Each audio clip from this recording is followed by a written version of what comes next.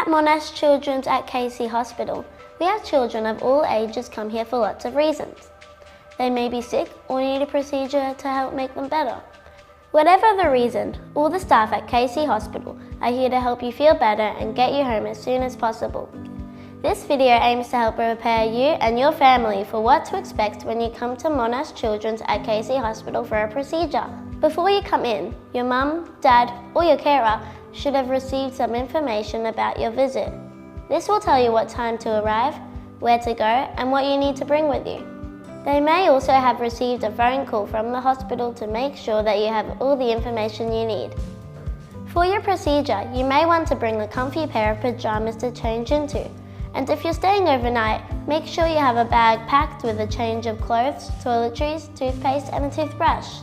You might also like to bring some things to keep you busy, like books, games or a tablet device. We have toys and games you can play with while you are here in the hospital. It's very important to have an empty tummy before your procedure. This means you need to stop eating and drinking for a while before you arrive at the hospital. This is called fasting. Mum, dad or your carer would have been given this information before you come into the hospital. Now we will follow Grace and her mum and watch as she arrives and is admitted for her procedure. When you arrive at KC Hospital, you need to go to the admissions desk on level 1. Here you will meet an admissions clerk who will help your mum, dad or your carer to complete your paperwork and admit you to the hospital. Once you're admitted, you will be asked to go up the stairs to Ward F, which is the children's ward. Here you will need to present to the front desk where the ward clerk will greet you. Check your details, give mum, dad or your carer a sticker to show they are visitors and allocate you to a bed space. At your bed space, you can relax until the nurse comes and sees you. Once you're here, they'll ask you some questions to make sure that you're well enough for your procedure. They will also put on 2 ID bands which will have your name on them so that everyone knows who you are. They'll probably check these bands quite a few times while you're in hospital. The nurse will also ask you to take your shoes off and check how much you weigh. If you're over the age of 2, the nurses might also put some numbing cream on the back of your hands. It looks a bit like toothpaste and they'll cover it with some sticky plastic. The nurse will then check things like your heart rate, oxygen saturations, blood pressure and temperature. Don't worry, none of these things hurt. The nurse will also give you a comfortable gown to change into, or you might want to change into your own pajamas. They might also give you some medicine. It doesn't taste too bad. Many different people will come to meet you, just to make sure that everything is ready for your procedure. A lot of them will be wearing funny clothes that look a bit like pajamas, and they might also be wearing a funny hat. The next person to see you will be the anesthetist. That's a long word to say, or sometimes known as a sleep doctor. The anesthetist is the person who will help you go to sleep so you don't feel a thing during your procedure. There are a couple of different ways that the anesthetist can put you to sleep, but they will discuss these when they see you. They'll also help you wake up when it's all finished. The person who will be doing the procedure is known as a surgeon, and they'll most likely come see you and answer any questions that you, your mum, dad or your carer might have before your procedure. When it's nearly time for you to have your procedure, the theatre technician will come and take you and your mum, dad or your carer into the holding bay. Here you will meet another nurse who will make sure that everything is in order.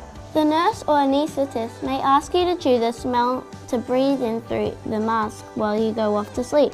I hope they have strawberry. When it's your turn, they will take you around to a special room where they'll give you some sleepy gas to breathe in through a mask. This will help you to fall asleep so you won't feel a thing during the procedure. The good news is that one adult can be with you when you go to sleep. They'll also need to put a special gown and hat on. This might look a bit funny. In the operating room, there are lots of special machines that beep and people wearing their operating pajamas. Your anaesthetist and surgeon as well as the theatre nurses will stay by your side and look after you and keep you safe. After you're asleep, your mum, dad or your carer can go back to the waiting room. They will be given a buzzer which will alert them to when your procedure is over. The next thing you'll remember will be waking up in a different room. This is called the recovery room. This means that your procedure is all over. The nurse will make sure that your mum, dad, or your carer can come see you as soon as possible. Don't worry about this bandage on your hand or your arm. That is just where the anesthetist will have given you some medicine while you were asleep, and your nurse will take this off when you are nearly ready to go home. If you're feeling sick or sore, make sure you let your nurse know. They can give you some special medicine to help you feel better. After a little while, a nurse from the ward will come and take you back to the children's ward, where you can have something to eat or drink, although you may have already had an icy pole in the recovery room. After a short time, you will be ready to go home. Your mum, dad, or your carer will be given a discharge passport and information on how to look after you when you get home. They will also get all the details for your follow-up. You may also receive a phone call the next day from the nurses just to make sure that everything is okay. Make sure you take your ID bands and mask home so you can show your friends. If you have any questions, remember that you can find out more information on the hospital website, www.monashchildrenshospital.org, or call 0387 681 660.